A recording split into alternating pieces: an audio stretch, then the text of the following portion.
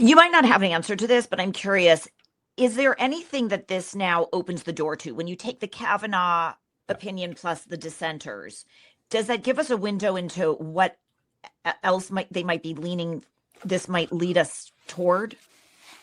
Maybe. I mean, let's start with it's still a dissent.